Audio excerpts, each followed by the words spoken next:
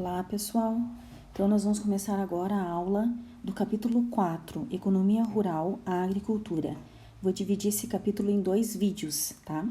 Então, o início do capítulo 4, lá na página 224, tá? Vou colocar aqui, página 224 da apostila.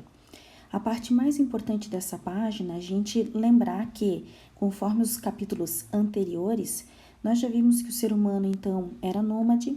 Com isso, ele vivia da coleta vegetal e da caça, algumas atividades, de subsistência.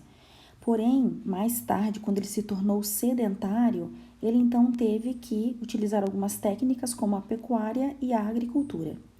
No caso do nosso capítulo, que é a agricultura é a atividade que cultiva os vegetais. A gente já viu no capítulo 2 sobre a pecuária, então agora a agricultura. Ela é a atividade que cultiva os vegetais. Depois, na página 225, nós temos uma parte bem importante que é, e aí, onde surgiu a agricultura? Então, ela é numa região chamada de Crescente Fértil, que vai desde o rio Nilo até o rio Tigre e Eufrates, como vocês podem ver no mapa desta página. Ou seja, a gente pode dizer que a agricultura surgiu, então, no continente africano e Oriente Médio, ou até mesmo Ásia. O Oriente Médio pertence à Ásia, Bom, a outra parte também importante está na página 226, onde diz quais os produtos que são mais plantados atualmente. Nós fizemos uma enquete, eu fiz uma pergunta para vocês em sala de aula, o que vocês comiam todos os dias. Então, saiu batata, arroz, feijão, trigo principalmente.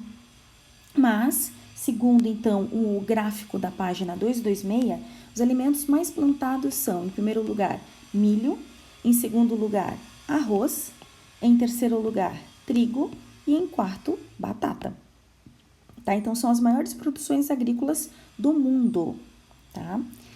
Bom, aí voltamos um pouquinho para a página 225, onde comenta ali que justamente o trigo e a cevada já era plantado há mais de 2.000 anos atrás, Além dessa informação de que esses produtos, já são plantados há muito tempo, nós temos também na página 226 que das 200.000 espécies, apenas 500 são cultivadas regularmente e dessas 500, apenas 10 delas são responsáveis por 65% da alimentação humana. Ou seja, o que a gente tem? Que a alimentação humana, ela é pouco diversificada, tá? Então, esses são os pontos mais importantes entre a página 225 e 226. Bom, na página 227, nós temos a migração das plantas. Então hoje, apesar da nossa alimentação não ser tão diversificada assim, mas em compensação os alimentos são geralmente os mesmos, E de onde eles surgiram? Será que eles vieram todos do mesmo lugar? Não. A gente sabe que na época então que Portugal acabou chegando na América, a ideia era chegar até as Índias, Eles queriam pegar mais especiarias nas Índias, então acabaram chegando na América. Então já havia as trocas de gêneros alimentícios lá no passado, E com essa época então, que é a chamada das grandes navegações, esse processo só se intensificou. Então tem já um mapa na página 227, indicando ali os alimentos e a origem deles. Então, o milho da América, o algodão também, o tomate, a batata aqui da Cordilheira dos Andes, o feijão. Já na Europa, o trigo, na África também, que já era plantado mais de 2.000 anos atrás. Na Ásia, nós temos a cana-de-açúcar, a banana, entre outros, Então, tá falando um pouquinho mais da migração das plantas, dos alimentos, vamos dizer assim. Depois, nós temos que saber desses 4 alimentos mais plantados, é interessante saber um pouquinho deles, Vamos começar então com o trigo. O trigo, ele não suporta clima quente e úmido, então ele é de um clima mais frio, tá?